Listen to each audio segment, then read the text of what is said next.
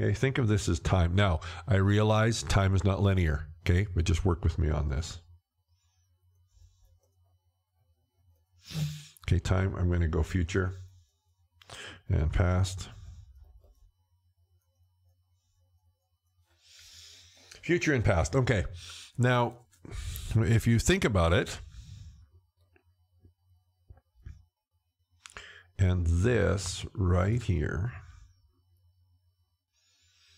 is the present moment.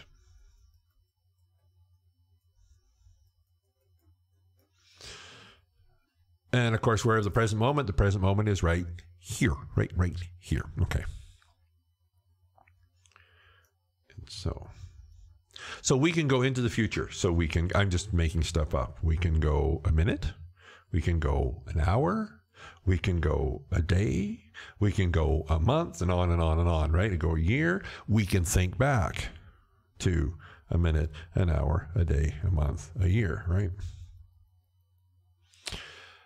So we can go, I'm going to say this is a minute, and this is a minute, right? So then we could go maybe into seconds. So see how we're getting closer and closer to this exact present moment? We went from thinking like a year into the future to months in the future to weeks in the future, days in the future, hours in the future. Now we're thinking seconds into the future, right? So if this was a minute, so divide that into 60, a second to be right here, right? So you see how we're closer to the present moment, but we're not in the present moment yet, right? But if you zoomed out, see, and this is the thing, if you zoomed out, then it would look like maybe the second and the present moment are together because you've zoomed out. But of course, when you zoom in, think of magnifying, right? When you zoom in, think of Google Maps, right? You look at 2 points, they're this close. But when you zoom in, they get further and further and further. Not that they're getting further and further, you're just looking at it in more detail. So this is the same thing, right? So as we get seconds, and we have like microseconds, and we have nanoseconds, so we can measure shorter and shorter periods of time. Or if you look at this as a number line, where this is 10, this is 5, this is 1, this is 0.5, this is, we can go smaller and smaller and smaller numbers. But even though we're smaller and smaller numbers, we still haven't gotten to what?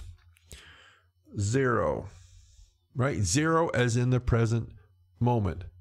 Now here's the cool thing about this.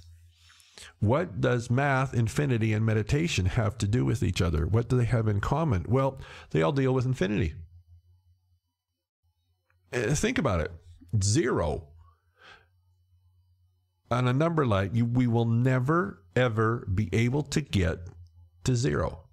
Because we can get closer and closer. Again, if it's numbers, right, we can get 0.1, 0.001, 0.00001. We can go get smaller and smaller and smaller and smaller, which brings us closer and closer and closer. But mathematically, we can never get to 0 because 0 doesn't exist as something that's measurable. We can get close to it. We can take smaller and smaller pieces. Right? We can zoom in more and more and more, but we never can get to 0. We have a perception of getting to 0, but we'll never get to 0. I mean, we see that all over the place. So, when they discover like microscopes and they discover, holy smokes, there's these things called molecules. That's the smallest thing, right? Then they discover, oh, well, there's not molecules. Now there's atoms. Well, that's the smallest thing. And of course, then they decide, oh, well, no, that's not right either because now there's subatomic particles. And then they get smaller and smaller and smaller. So whenever they think they've got to 0, right, to the smallest matter, they discover, oh, that wasn't smallest at all. I have to get smaller and smaller and smaller, closer and closer and closer. So we'll never get to 0. We'll never get, here's an interesting thing, we'll never get to the absolute present moment, at least not logically, at least not in a fashion that you can measure with a calculator, with a graph, with a chart. Because just when we think we've got there, we discover, no, you can get closer. You can get finer. At least from a logical perspective. But here's the thing. Even though we maybe can't measure our way there with our logic, it doesn't mean we can't experience it. Deepak Chopra. It looks like everything's working. Son of a gun. Deepak Chopra said something long time ago. I believe he used the word bliss is the word he used. But he said bliss is that place that when you realize you're there, you're not. I always thought that was really cool because it really applies wonderfully to here, right? That place of absolute zero, which is where the meditative experience takes us, is not a journey. This is really good. Is not a journey that we can take with our analytical mind. It's an experience we can have, but you don't have it analytically. You don't have it logically. You simply experience it experientially. So the present moment right here, when we're having a meditative experience, I'm going to change colors. What happens is our awareness is actually getting closer and closer and closer from the future to the present moment, closer and closer and closer from the past to the present moment. And there comes this place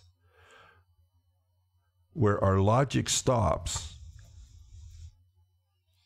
and our spirit kicks in. That's kind of interesting, kind of a neat choice of words. But anyway, the experience actually happens. As we get to here, we start to actually leave this experience of linear time, right? We leave the constraints of time.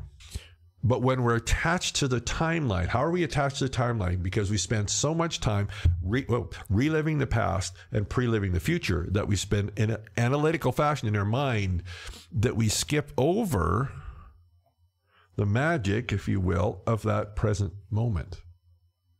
And it's in that present moment that we actually leave the constraints of this linear timeline. And then what happens, you probably will have heard this phrase before. Okay, here's my fancy artiste. This is terrible. You start to become the observer, not the participant.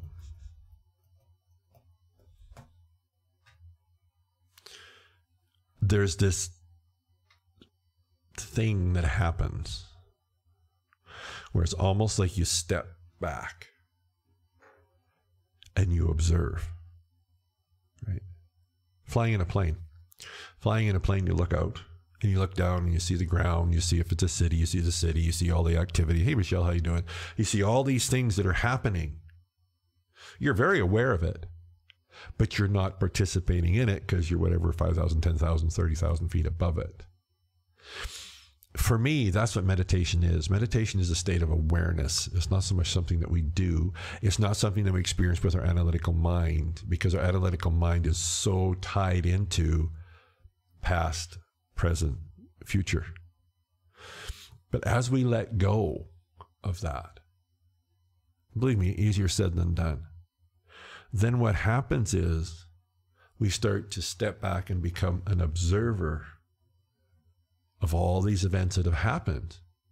Observer of all these pre-lived events that we play out in our mind, but we're not attached to them. Another way to say that is we're not emotionally attached to them. We're not, I'm picking words, we're not happy, we're not sad, we're not anything in between. We are simply observing. It's an experience, not that you have here, that you have here.